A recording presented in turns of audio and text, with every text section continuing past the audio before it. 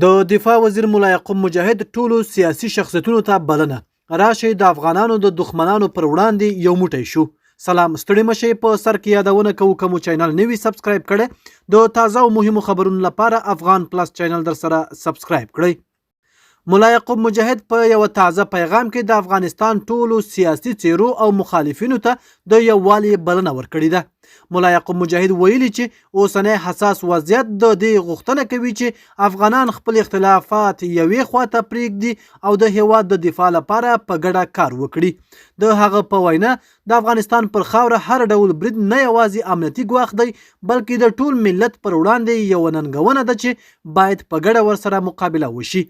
هغه ټینګار کړی چې د ملي ګټو ساتنه یوازې د یوې ډلې مسؤلیت نه دی بلکې دا د ټولو افغانانو ګډه دنده ده. نوموړي زیاته کړې چې که سیاسي مشران قومي مخور او بیلابېلې ډلې سره یو موټی شي نو هیواد به له اوسنیو ستونزو څخه په اسانه ووځي.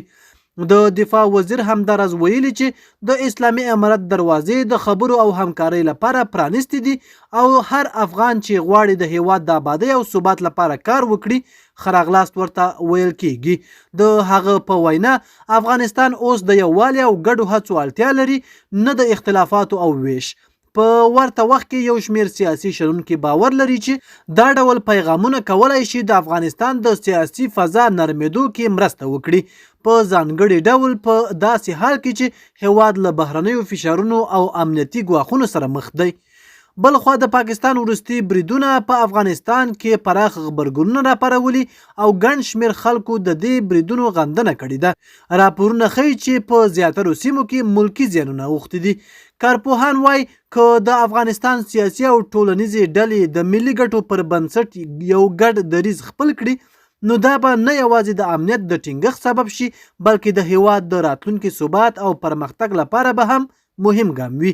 د شنونکو په باور د افغانستان اوسنی وضعیت د دې غوښتنه کوي چې ټول افغانان د یووالي تفاهم او ګډ کار لاره خپله کړي څو هیواد له کړکېچ څخه ووځي او د سولې او آبادۍ پر لور حرکت وکړي.